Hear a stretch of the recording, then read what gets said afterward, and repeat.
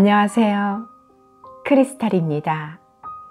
이번에는 어릴 적 추억을 떠올릴 동화 루이스 캐럴의 이상한 나라의 앨리스로 함께 하시겠습니다. 구독과 좋아요, 알림 설정은 제게 큰 힘이 됩니다. 송충이의 충고. 둘은 한동안 말없이 서로 마주보고 있다가 마침내 입에서 물 담뱃대를 떼어낸 송충이가 나른하고 졸리운 목소리로 말했다. 넌 누구지? 이건 대화를 시작하기에 적당한 말이라고 생각하지는 않았지만 그래도 앨리스는 조금은 수줍은 듯 대답했다. 지금 저는 제가 누군지 잘 모르겠어요. 오늘 아침까지는 제가 누구였다는 걸 알고 있었지만 그 후로 워낙 여러 번 변해버려서 이젠 내가 누군지. 무슨 소리를 하고 있는 거야? 송충이가 짜증스러운 말투로 말했다. 내가 누구냐니까. 죄송합니다만 제가 누군지 말할 수 없어요. 앨리스는 풀이 죽어 대답했다. 저는 원래의 제가 아니기 때문이에요. 무슨 말인지 통 모르겠네. 송충이가 퉁명스럽게 말했다. 분명하게 대답하지 못해 죄송해요. 앨리스가 정중하게 말했다. 저 자신을 제대로 납득할 수 없기 때문이지요. 하루에 몇 번씩이나 커졌다 작아졌다 했으니 정신이 하나도 없어요. 그렇지 않아. 송충이는 무슨 생각에서인지 고집스럽게 말했다. 무슨 뜻인지 잘 모르시는 모양이군요. 앨리스도 조금 짜증스러워졌으나 참을성 있게 설명했다. 하지만 당신도 갑자기 번데기로 변했다가 조금 후에는 나방으로 변해버린다면 어리벙벙해질 거예요. 그렇죠? 그렇지 않을 거야. 송충이는 덤덤하게 대답했다. 그렇다면 당신의 신경은 저와는 다른 모양이군요. 앨리스의 어조는 비꼬는 투가 되었다. 제 생각에는 그럴 경우 누구나 정신이 이상해질 거라고 생각되는데요. 이것 봐. 송충이가 이번엔 아주 경멸하는 투로 소리쳤다. 도대체 넌 누구야? 이렇게 되자 그들의 대화는 다시 원점으로 돌아가야 했다. 똑같은 말을 한동안 반복하던 앨리스는 송충이의 거만스럽고 성의 없는 태도에 화가 치밀어 정색을 하고 말했다. 당신이 먼저 자신이 누구라는 걸 밝혀야 도리일 것 같은데요. 왜? 앨리스는 송충이를 이해시킬 만한 이유가 떠오르지 않았다. 그리고 이런 상태라면 더 이야기할 필요가 없을 것 같아 앨리스는 등을 돌려 걸음을 옮기기 시작했다. 돌아와. 송충이가 그녀의 등에 대고 소리쳤다. 중요한 이야기를 할 게 있어. 그냥 해보는 소리 같지 않아 앨리스는 다시 돌아왔다. 언제나 화를 내면 안 돼. 그녀가 다가오자 송충이는 제법 정색을 하고 말했다. 아니, 겨우 그 얘기예요? 앨리스는 또다시 화가 치밀어 오르는 것을 가까스로 참으며 말했다. 아니야.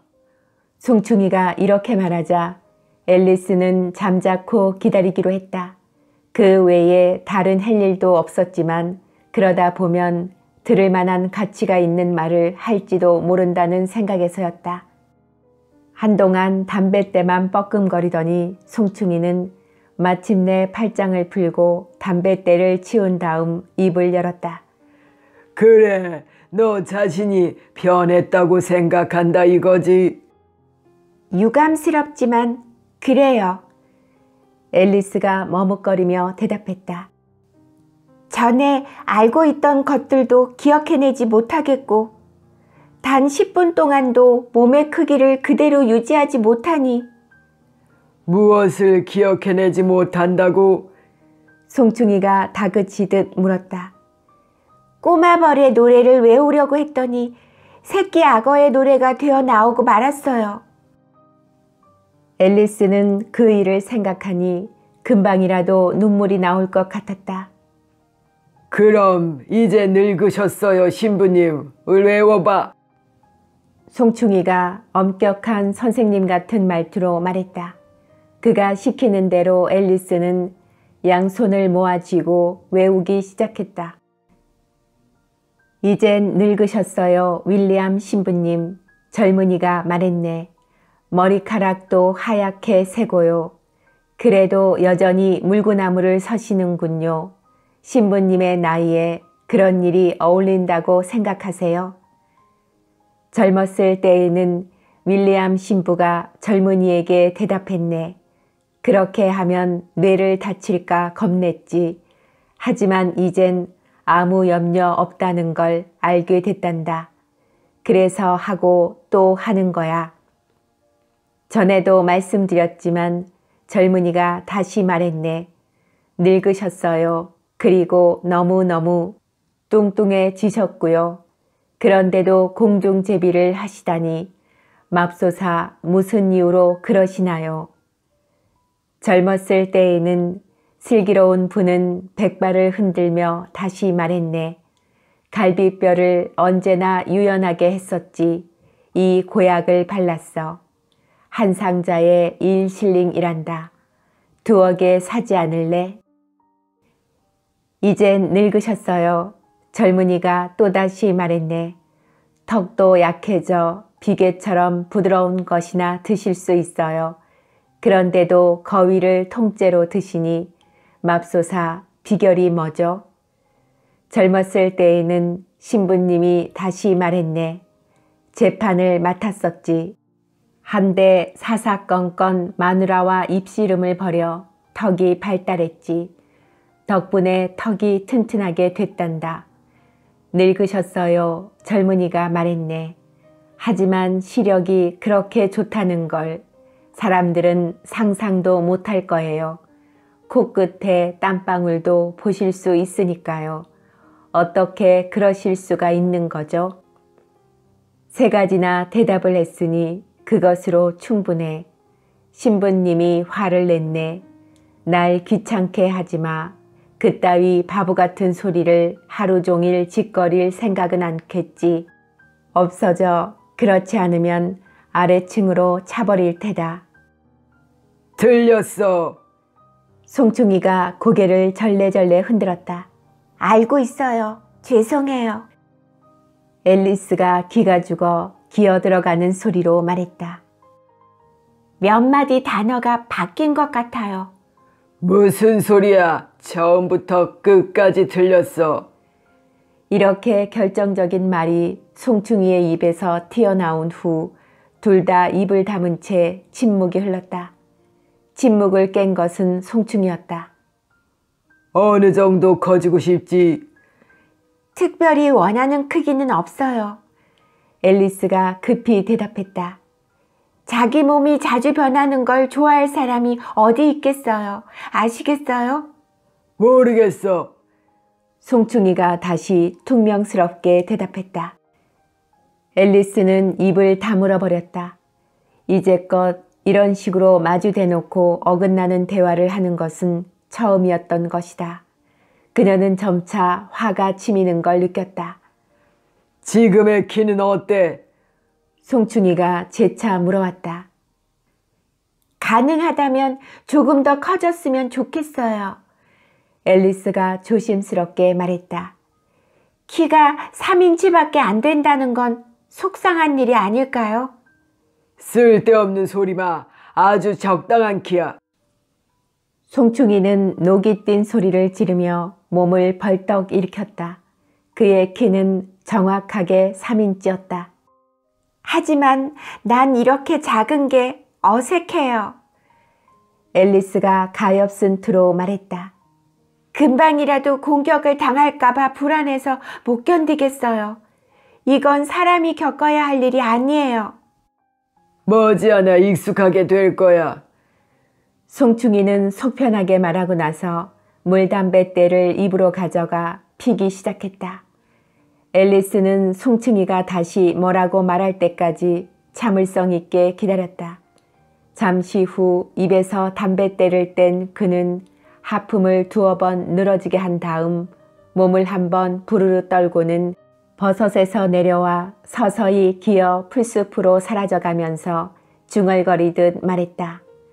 한쪽은 내 키를 크게 할 거고 다른 한쪽은 작아지게 할 거야. 아니, 무엇의 한쪽과 무엇의 다른 쪽이란 말일까?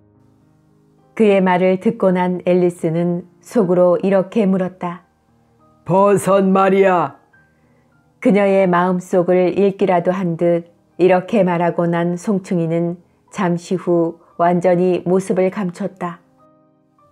홀로 남게 된 앨리스는 한동안 버섯을 바라보며 어느 쪽이 어느 쪽인지 구별하려 해보았다.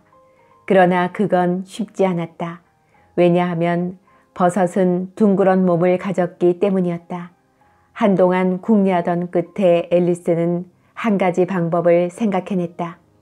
양팔을 한껏 벌려 버섯 몸통을 껴안은 앨리스는 오른손과 왼손으로 각각 한 움큼씩 뜯어냈다. 이렇게 하면 어느 쪽이 어느 쪽인지 알아낼 수 있겠지? 이렇게 생각한 앨리스는 우선 오른손으로 뜯어낸 버섯살을 조금씩 입에 넣으며 두고 보기로 했다. 다음 순간 그녀의 턱은 눈 깜짝할 사이에 아래로 내려가 어느새 자신의 발과 맞닿을 정도가 되고 말았다. 앨리스는 갑작스러운 변화에 놀랐지만 순식간에 자꾸만 줄어들어 놀랄 새가 없었다. 불이 나게 왼손에 든 버섯살을 입에 넣으려 했지만 어느새 턱이 발에 맞붙어 쉽지 않았다. 그러나 기를 써서 마침내 입안에 넣을 수 있었다. 아, 이제야 머리를 마음대로 움직일 수 있구나. 앨리스는 기뻐서 소리쳤다. 그러나 다음 순간 그 소리는 비명소리로 변하고 말았다. 내려다 봤으나 자신의 어깨가 어디 있는지 보이지 않았기 때문이다. 보이는 것이라고는 저 멀리 아득한 곳에 푸른 바다처럼 펼쳐진 숲과 그 위로 등대처럼 솟아오른 엄청나게 긴 자신의 목뿐이었다. 저 아래 펼쳐진 푸른 것들은 뭐지? 앨리스는 당황해서 불안에 떨며 말했다. 그리고 내 어깨는 도대체 어디에 있을까? 아, 불쌍한 내 손, 왜 보이지도 않니? 그녀는 이렇게 말하며 어깨와 손을 움직여 보았으나 저 먼 푸른 숲에서 보일락말락한 움직임이 있었을 뿐 그 이외엔 아무런 것도 보이지 않았다. 그런 형편이고 보니 그녀는 손을 들어 올릴 수 없는 것처럼 생각되었다. 앨리스는 머리를 숙여보았다. 다행스럽게도 그녀의 목은 뱀처럼 유연하여 마음대로 굽힐 수 있었다. 됐다는 생각으로 그녀는 목을 구부려 숲으로 머리를 집어넣어 손을 찾으려 했다. 그러나 머리를 들이밀다 잘못해서 제일 높게 자란 나뭇가지에 얼굴을 찔려 멈칫하자 그 가지 위 둥우리에 들어있던 커다란 비둘기 한 마리가 그녀에게 달려들었다. 이 더러운 뱀아, 썩어 없어져! 비둘기가 비명을 지르듯 소리쳤다. 난 뱀이 아니야. 앨리스도 화가 나서 소리쳤다. 날 방해하지 마. 뱀이 아니라고. 그 목소리는 조금은 누그러진 것이었다. 비둘기는 울먹이는 목소리로 덧붙였다. 아무리 찾아봐도 적당한 장소가 없어 큰일이네. 내가 무슨 소리를 하는지 도무지 알아들을 수가 없구나. 나무 뿌리, 강둑, 언덕배기 모두 찾아보았지만 비둘기는 그녀가 안중에도 없는 듯 말했다. 어딜 가나 뱀. 그것들을 피할 방법이 없어. 앨리스로서는 갈수록 알 수 없는 말이었으나 비둘기가 이야기를 끝낼 때까지는 무슨 말을 해도 소용이 없다는 생각이 들었다. 언뜻 봐서는 알을 품어도 괜찮을 것처럼 안전하게 보였지만 비둘기는 생각만 해도 불안한 듯 몸을 부르르 떨었다. 천만에 뱀이란 놈은 어디에나 숨어 있어. 밤낮 그놈을 지키느라고 3주일 동안 눈 한 번 못 붙였어. 고생이 심했구나. 안 됐다. 그제야 비둘기가 왜 그러는지 이해하기 시작한 앨리스는 동정어린 어조로 말해주었다. 그래서 제일 높게 자란 나무에 자리를 잡고 알을 품고 있었던 거야. 비둘기가 이번엔 날카로운 목소리로 악을 써댔다. 이렇게 높으니까 뱀들도 여기까지는 못 오리라고 생각했던 거지. 하늘에서 밧줄이 내려오기 전에는 올라오지 못하리라고 믿었던 거야. 그런데 여기에도 또 있었어. 이 천벌을 받을 뱀아. 난 뱀이 아니라고 했잖아. 이렇게 고함치고 난 앨리스는 갑자기 확신이 서지 않았다. 나는 말해봐. 넌 뭐야? 비둘기가 계속 몰아붙였다. 거짓말을 꾸며대려고 한다는 걸 알고 있어. 난 나이 어린 소녀야. 이렇게 말하면서 앨리스 스스로도 하루에 몇 번씩이나 변하고 난 지금 이런 말이 정당할까 하고 의심했다. 아주 그럴듯하군 그래. 비둘기가 경멸하는 어조로 말했다. 난 이제껏 계집 아이들을 수없이 보아왔지만 너처럼 목 이긴 아이는 본 적이 없어. 안 속아. 넌 뱀이야. 아무리 아니라고 해도 소용없어. 다음엔 새알 같은 건 입에 대본 적도 없다고 하겠지? 무슨 소리야? 난 새알이나 달걀은 많이 먹었어. 앨리스는 솔직히 대답했다. 나같이 어린아이들은 그런 걸 많이 먹어야 해. 믿을 수 없어. 비둘기 역시 날카롭게 말했다. 하지만 만약 그렇더라도 그들도 뱀이랑 비슷하다고 말할 수밖에 없어. 너무나 어이없는 말이라 앨리스가 아무 말도 못하고 있자 비둘기가 다시 소리치듯 말했다. 넌 새알을 찾고 있었지. 내 눈은 못 속여. 내가 뱀이든 계집아이든 나한텐 상관없는 일이야. 단지 중요한 건 내가 새알을 찾고 있었다는 거야. 물론 난 새알을 좋아해. 앨리스는 서둘러 말했다. 하지만 찾고 있진 않았어. 혹시 눈에 띄었다 하더라도 내 알을 먹지는 않았을 거야. 날로는 먹지 않으니까. 그렇다면 썩 없어져. 거친 말투로 이렇게 말하고 난 비둘기는 다시 제 둥우리로 날아가 버렸다. 멋쩍게 된 앨리스는 덤불에 얼굴을 찔려가며 가능한 한 머리를 바짝 숙여 그 자리를 피했다. 이렇게 온 숲속을 헤매던 앨리스는 자신의 손에 아직까지 버섯살이 남아있는 걸 기억해내고는 양손에 있는 것들을 조금씩 먹어가며 키를 조절하기 시작했다. 어떨 땐 커지고 어떨 땐 작아지고 하는 사이에 마침내 평상시의 키로 돌아갈 수 있었다. 몸이 변한 지가 하도 오래되어 처음엔 이상하고 어색하기만 했으나 시간이 조금 흐르자 다시 익숙해질 수 있었다.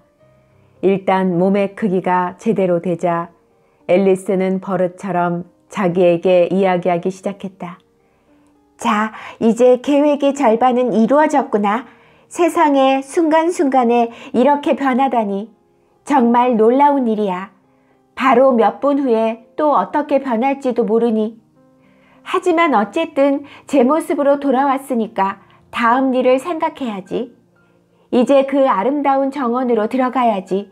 어떻게 해야 한담? 이렇게 말하는 순간 그녀의 몸은 어느새 탁 트인 넓은 공터에 나와 있었고 그녀의 앞에는 높이가 1미터쯤 되어 보이는 자그마한 집이 한 채 있었다. 저곳에 누가 살든지 앨리스는 생각했다. 이렇게 큰 날 보면 놀랄 게 분명해. 놀라게 해서는 안 돼. 이렇게 생각한 앨리스는 오른손에 든 버섯살을 조금씩 뜯어먹기 시작했다. 그리고 그녀의 키가 30cm 정도로 줄어들자 그 집을 향해 발걸음을 옮겼다.